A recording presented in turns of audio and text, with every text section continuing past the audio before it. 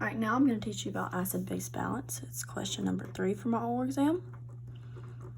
Now, this is a huge thing in the body.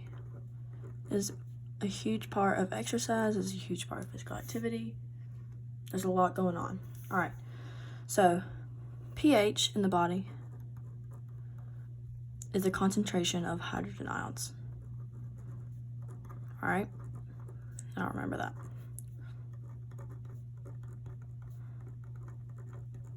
So normal pH level for every human is going to be around 7.4. It's going to be the normal amount of pH, the average amount. Now, the lower your pH, the higher amount of hydrogen ions you're going to have. You're going to have a higher concentration of hydrogen ions when you have a low pH.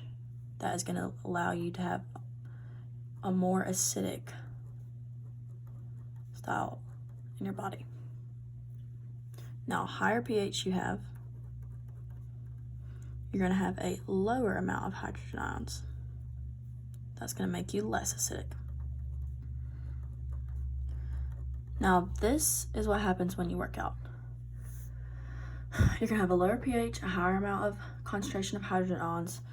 Now, this is important because if you have too many hydrogen ions and you don't get rid of them, it's going to denature your muscles, which is what we don't want. We want our muscles to be able to work fully. We want our muscles to be able to contract. We want our muscles to be able to do what they're supposed to do when you're working out. So there are many ways you can get hydrogen ion production in your body.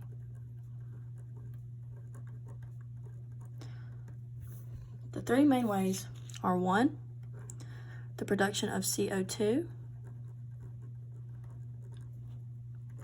into carbonic acid.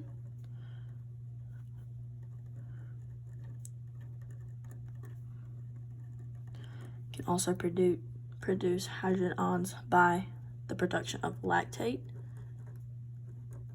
from a pyruvate during glycolysis.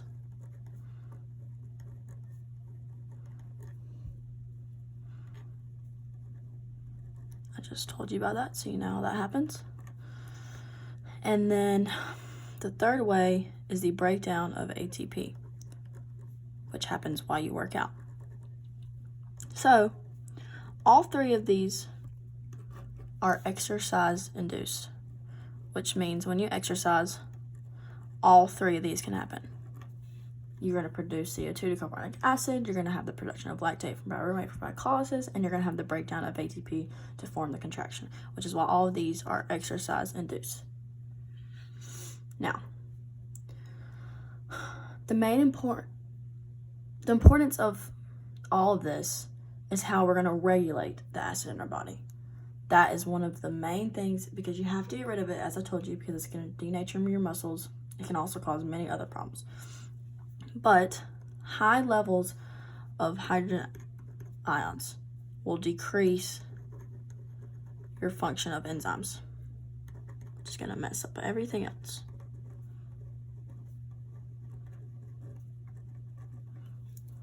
All right.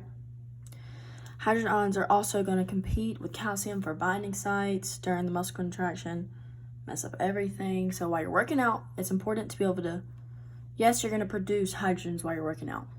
Obviously, they're exercise-induced, but it's also important to regulate them and get rid of them at the same time because of the way they can affect your enzymes, because of the way they can compete with calcium for binding sites during muscle contraction. You have to be able to find ways to get rid of them, which is why we have buffer systems.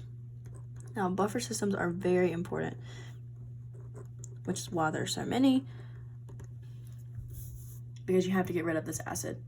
You have to get rid of the acid to get rid of a low pH, so the acidity in your body can decrease. So the first line is going to be intracellular buffers. Okay? These are the first line of defense when it comes to acid regulation.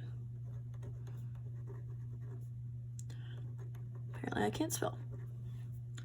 That's defense. So 1, you're going to have a bicarbonate buffer. You're going to have phosphates, you're going to have cellular proteins, and you're going to have histidine dipeptides.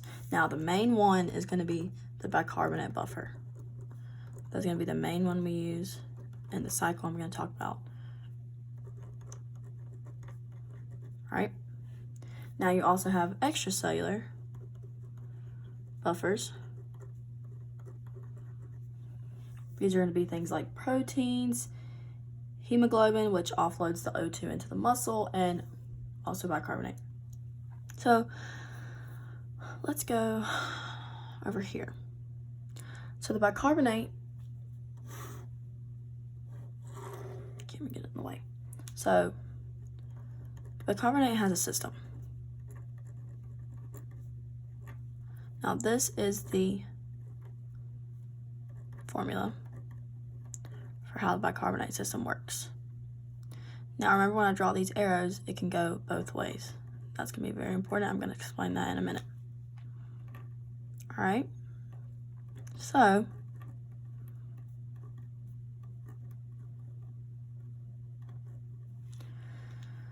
this right here, CO2, H2O. This is carbonic acid. And this is the bicarbonate. And you already know that these are the hydrogen ions, concentration of the hydrogen ions. So CO2 is going to be released into the blood. It is then going to bind with H2O to produce this carbonic acid. Now that will get broken down into bicarbonate and a hydrogen ion. The hydrogen ion is going to bind to deoxyhemoglobin and release the bicarbonate.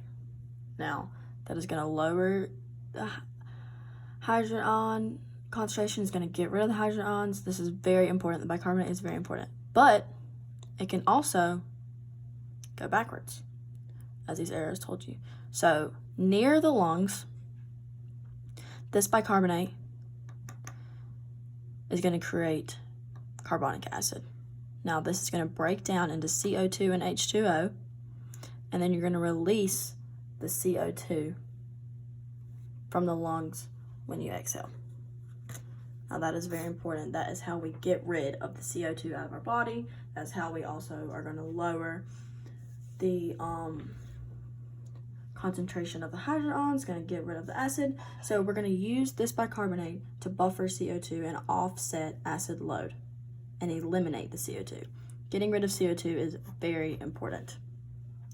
It's going to buffer it, it's going to offset the acid load, it's going to eliminate CO2. So respiration is what's going to drive the buffering. So the amount of CO2 in the blood is what drives the concentration of carbonic acid and plays a huge role in the pH. So when you eliminate CO2,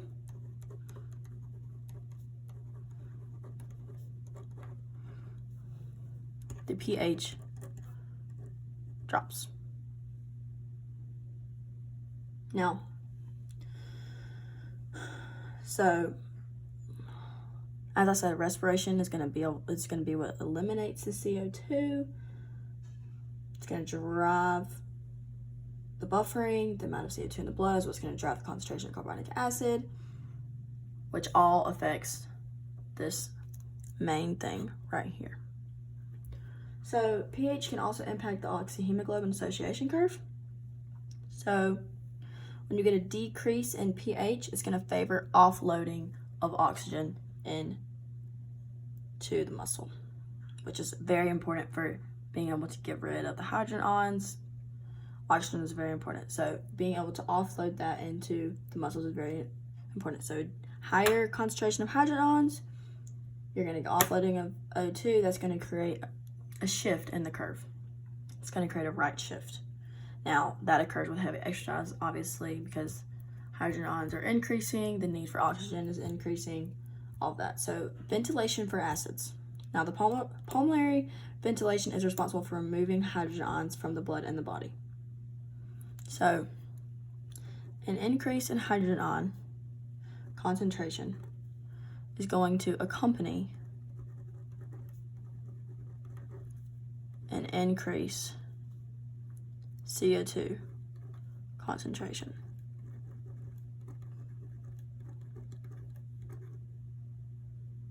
So remove this and you're going to reduce the hydrogen concentration, which is why turning CO2 into carbonic acid is so important because it's going to get rid of some hydrogens. Not hydrogens, it's going to get rid of some CO2. Once you get rid of the production of CO2, just kidding. Once you lower the CO2 in your body, you're going to lower hydrogen production. But when you get an increase of hydrogen production, it's going to come along with this increase in CO2 concentration. But if you remove CO2, you're going to get a lower hydrogen ion concentration. Getting rid of that is so important in the body because, like I said, it denatures muscles, which is why all of these systems are so extremely important. This one especially.